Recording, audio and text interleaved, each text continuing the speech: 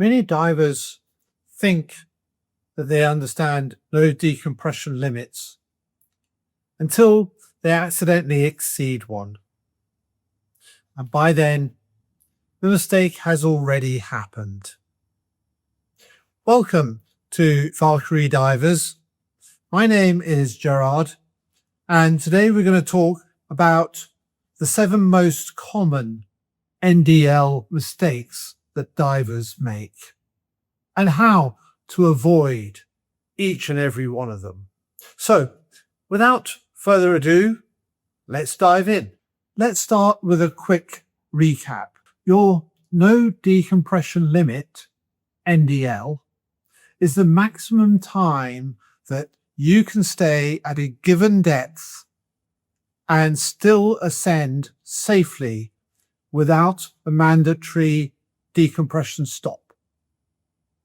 Unless we have been trained as a technical diver, our training does not encompass decompression stops. So we must stay within our NDL.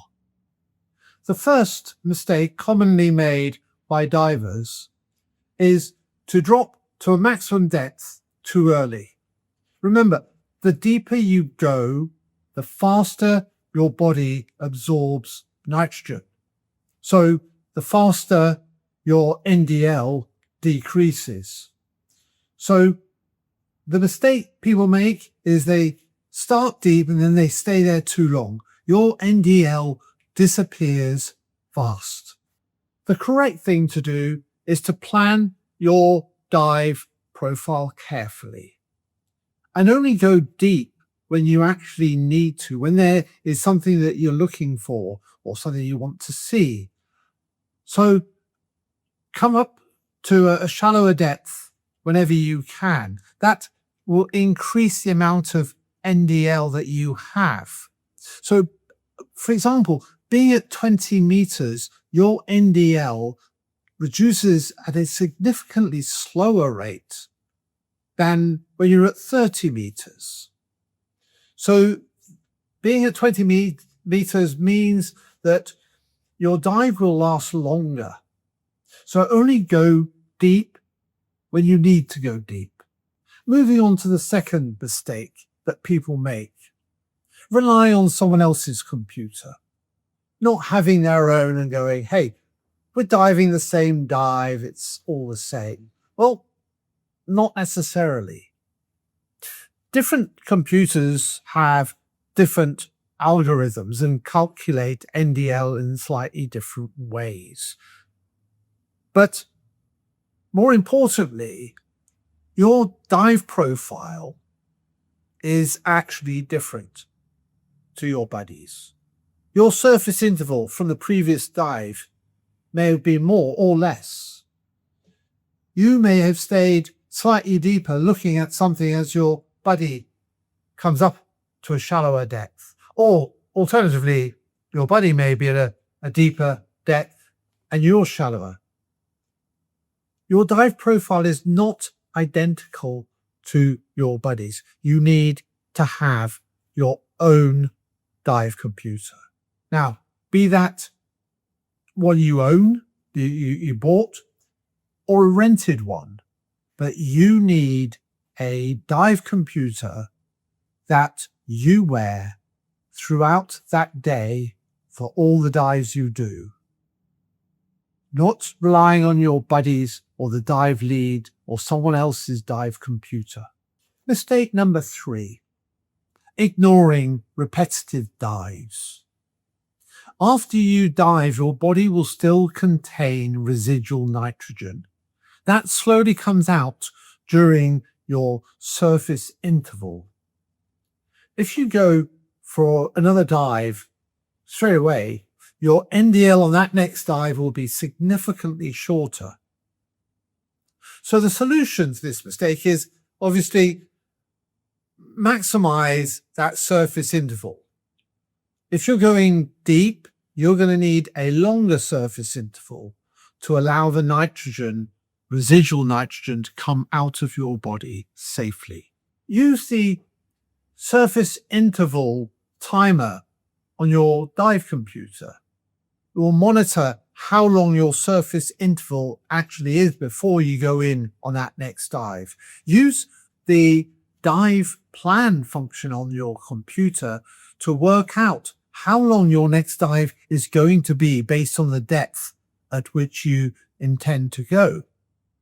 And if it's not going to be long enough, increase the length of your surface interval. Wait longer before you go back in the water. Mistake number 4.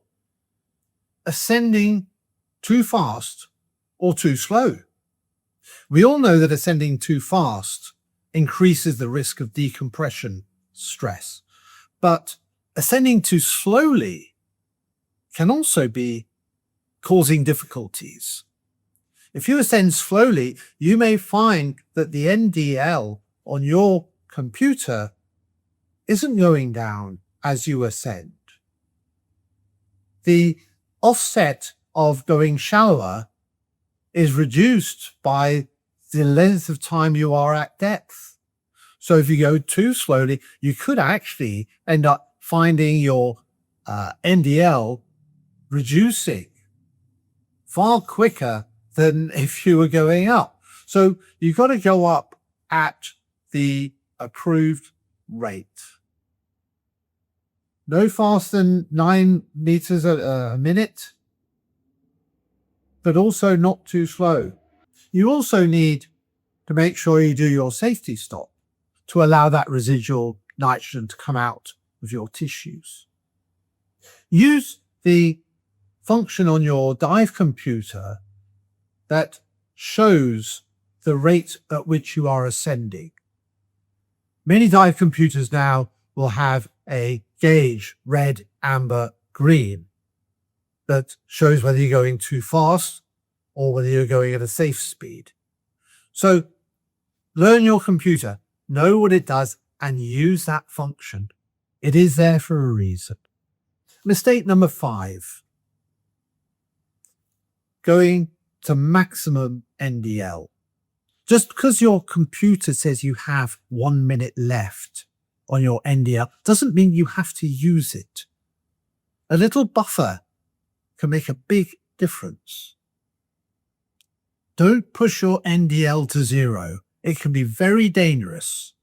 You may not allow yourself enough time to get to your ascent point. You may not allow enough time for any kind of eventuality. Your dive buddy gets stuck and you just have to go and help them, or you drop something, or you get stuck. So allow a buffer. Many divers will say, I want to get to the ascent point with 5 minutes left on my NDL, no less, or 3 minutes. But decide the number in advance with your dive buddy. And the first one who gets close to that NDL limit, make sure you are at your ascent point by then. Watching your NDL is important, but it's not the only thing that's important. Do not focus on NDL to the exclusion of your gas. Some divers do this. Some divers go, oh, it's on the NDL. I've got another 5 minutes, another 10 minutes, without checking their SPG, see what their gas is. So the important thing is monitor both NDL and gas.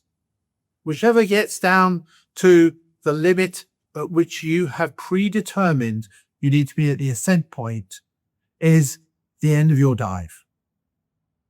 So you need to monitor them both. The final mistake that I wish to highlight in this video is not using enriched air, Nitrox, properly. Nitrox can extend your no decompression time. And please see my video on enriched air. But it's only useful if you analyze it yourself and you set your computer based on that gas mix. Use the wrong mix on your computer, or you fail to set it for nitrox, you will get an incorrect NDL reading. And again, when you've done your nitrox dive, make sure you've reset your computer. Otherwise, your next dive will have an incorrect NDL. So always analyze your gas and go to your computer settings and make sure you have properly set the correct gas mix for your tank for that dive. So if you avoid these 7 mistakes, your dive will be safer, longer, and more enjoyable. If you found this video useful, please click the subscribe button for more practical scuba dive tips and make your next dive safer. Thank you for watching, and remember, dive calm, dive safe, and I look forward to seeing you on the next video. Thank you.